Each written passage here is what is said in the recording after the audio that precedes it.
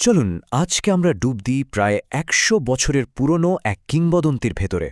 এটা এমন একটা গল্প যেখানে আছে জাদু, আছে অনুশোচনা, আর আছে খুবই অদ্ভুত একটা জিনিস, একটা রেইনকোট। গল্পের শুরুটা হয় জানেন, সময়ের ওপার থেকে ভেসে আসা একটা মরিয়া আরতি দিয়ে। আর এই আকুতিটা আসছিল, হ্যাঁ ঠিকই ধরেছেন, ওই রেইনকোটটার ভেতর থেকেই।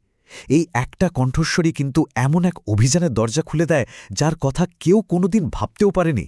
তো আমাদের গল্পের কেন্দ্রে আছে জেমস নামের একজন জাদুকর। তার সিঁড়ির হতাশা তাকে এমন একটা ভুলের দিকে ঠেলে দেয় যে ভুলটা তাকে প্রায় ১০০ বছর ধরে তাড়া করে ফিরেছে। দেখুন, জেমস কিন্তু অসাধারণ একজন প্রতিভাবান জাদুকর ছিলেন, কিন্তু সমস্যা হল তিনি প্রায় দেউলিয়া হওয়ার পথে। আর পরিস্থিতি আরও জটিল করে তোলে তার লোভী প্রতিদ্বন্দ্বী হাওয়ার্ড। সে একদম শকুনির মতো জেমসের প্রিয় থিয়েটারটার উপর নজর দিয়ে রেখেছিল, ওটা কেড়ে নেয়ার জন্য যেন উঠে পড়ে লেগেছিল। আর নিজের সব কিছু বাঁচানোর জন্য জেমস এমন একটা মরিয়া চেষ্টা করেন যা কেউ কল্পনাও করতে পারেনি। তার শেষ শো চলছে, আর ঠিক তখনই তিনি তার জাদুর হাত সাফাই ব্যবহার করে দর্শকদের মধ্যে থেকে আসা জুলিয়া নামের এক মহিলার কাছ থেকে একটা দামি ব্রোচ চুরি করে বসেন। তিনি ভেবেছিলেন এটাই হয়তো তার মুক্তির একমাত্র উপায়। কিন্তু এখানেই জেমস সবচেয়ে বড় ভুলটা করে বসেন। জুলিয়া কোনো সাধারণ দর্শক ছিলেন না, আসলে তিনিও ছিলেন একজন অত্যন্ত শক্তিশালী জাদুকর। জেমসের এই বিশ্বাসঘাতকতাটা তিনি ধরে ফেলেন, আর রাগে তিনি জেমসকে এমন এক অভিশাপ দেন যা তার ভাগ্যকে চিরদিনের জন্য বদলে দেয়। জেমসকে তার নিজের রেইনকোটের ভেতরেই বন্দি করে ফেলেন। এরপর কেটে যায় অনেকগুলো বছর। সেই বন্দি জাদুকর একসময় হয়ে ওঠেন একটা ভুলে যাওয়া কিংবদন্তি। ঠিক ৮৬ বছর পর ভাগ্য এই গল্পের মঞ্চে নিয়ে আসে এক নতুন, একদম অপ্রত্যাশিত এক হিরোকে। আর সে হল জ্যাক, খুবই লাজুক এক স্কুল ছাত্র।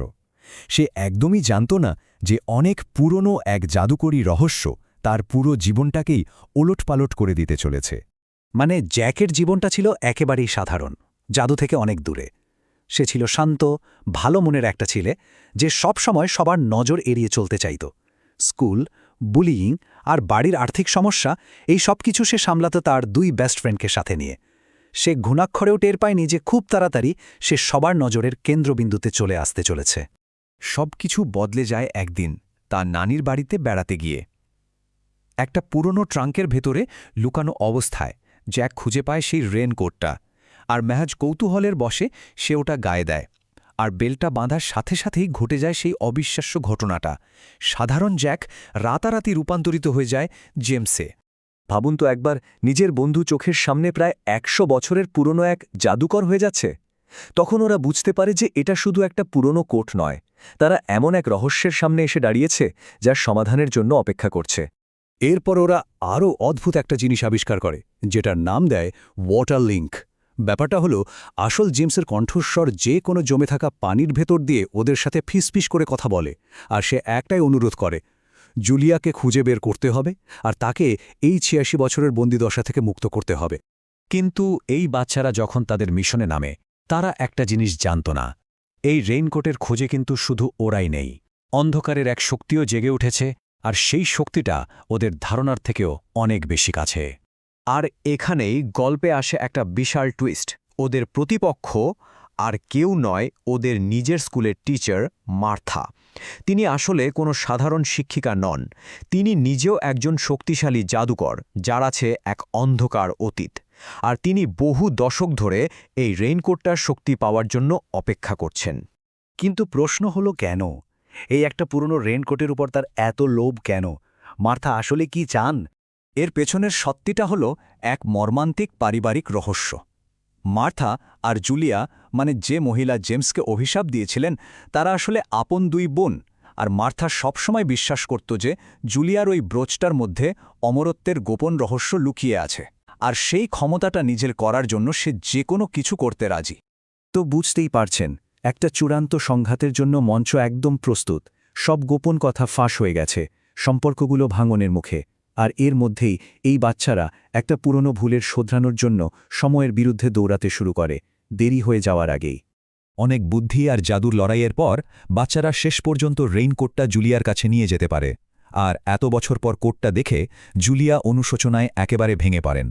আর ভারী মন নিয়ে তিনি অবশেষে সেই অভিশাপ তুলে নেন, জেমসকে মুক্ত করে দেন।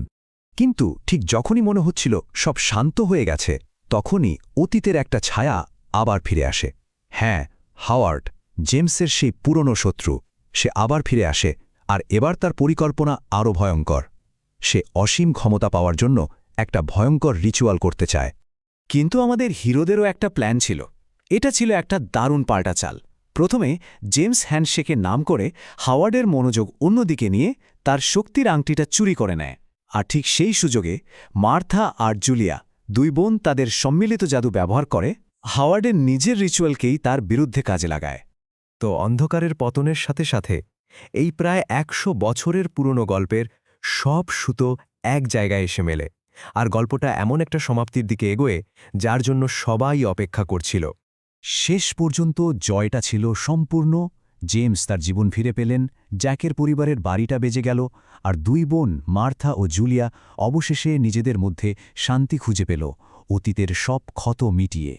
তবে সম্ভবত সবচেয়ে বড় জয়টা ছিল জ্যাকের নিজের। এই পুরো অ্যাডভেঞ্চারের মধ্যে দিয়ে সে নিজের ভেতরের আসল শক্তিটাকে খুঁজে পায়। যে লাজুক ছেলেটা সবসময় নিজেকে আড়ালে রাখত, সে অবশেষে সাহসের সাথে নিজের পরিচয়টাকে গ্রহণ করতে শেখে। আর এখানে এই জাদুকরি রেইনকোটের গল্পটা আমাদের একটা বড় প্রশ্নের সামনে দাঁড় করিয়ে দেয়। আসল শক্তিটা আসলে কি? কোনো জাদুমন্ত্র, নাকি আমাদের ভেতরে সেই সাহস যা আমাদের সঠিক কাজের জন্য লড়তে শেখায়, পরিস্থিতি যতই কঠিন হোক না কেন?